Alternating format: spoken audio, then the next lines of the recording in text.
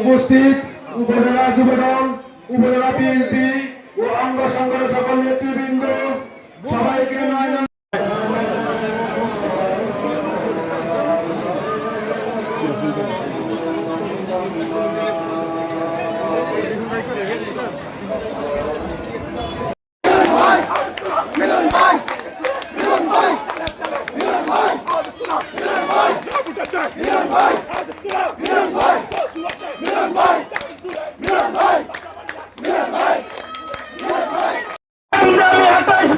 রাজনীতি করি, এই জনগণকে নিয়ে রাজনীতি করি। রাজপথ আগামী রাজপথ রাজপথ। ধন্যবাদ সবাইকে। এ পর্যায়ে ইউনিয়ন যুবদলের কর্মী সভা, আমরা 13টি ইউনিয়নের 13টি কর্মী সভা আরম্ভ করেছি।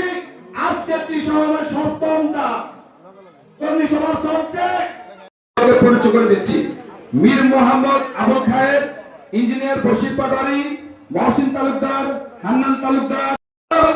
জাতীয়তাবাদী দল কচুয়া শাখার পক্ষ থেকে আমি আমার ব্যক্তিগত পক্ষ থেকে আপনাদেরকে ধন্যবাদ জানাচ্ছি। আজকে এখানে অনেক নেতৃবৃন্দ বক্তব্য দিয়েছেন। আমাদের সকল কচুয়া উপজেলার বিএনপি অঙ্গ সংগঠনের সকল নেতৃবৃন্দ, আসসালামু আলাইকুম।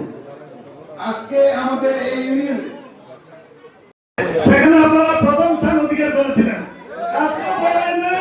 আজকে আপনারা প্রথম স্থান অধিকার করলেন আমার দেখা মতে। জনপ্রিয় নেত্রী রোকেয়া হলের সহসভানেত্রী এবং বাংলাদেশ জাতীয়তাবাদী কেন্দ্রীয় কমিটি নির্বাহী কমিটির সম্মানিত সদস্য, বাংলাদেশ জাতীয়তাবাদী মহিলা দল কেন্দ্রীয় কমিটির সম্মানিত সহসভাপতি, আমাদের আপনাকে 15 মিনিট আগে দিতে হবে। আপনারা যে বক্তব্য দিবেন তার কাছে দাঁড়িয়ে থাকবেন, বলবেন আপনারা 1 মিনিট এর বদলে দেওয়া হবে না। আপনারা একটা সারাক্ষণ সব জায়গায় আপনারা পরিচালনা করেন, কোনো সিস্টেম নাই, কোনো কিছু নাই একটা অনুষ্ঠানে। সবাইকে ধন্যবাদ। কচুয়া এখনো মুক্তি পায় নাই। এখনো বিভিন্ন অঞ্চলে শেষরা আমাদের নেতৃত্বের উপরে এখন হামলা করার প্রস্তুতি নিচ্ছে, বিভিন্ন জায়গায় জায়গায় মিছিল করার প্রস্তুতি নিচ্ছে। আগামী যে পূজা আসছে সেই পূজাতে গন্ডগোল করে তারা আমাদের উপরে বিভিন্ন মামলা হামলা চালিয়ে দেওয়ার জন্য চেষ্টা করবে। আপনারা সতর্ক থাকবেন।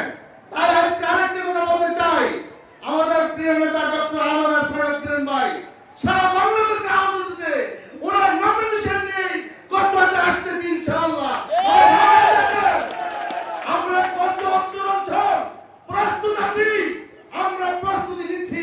আগামী 2026 সালে জাতীয় সংসদে আমরা মিলন ভাইকে এমপি বানিয়ে সারা বাংলাদেশের একজন পূর্ণাঙ্গ মন্ত্রী হিসেবে দেখতে চাই।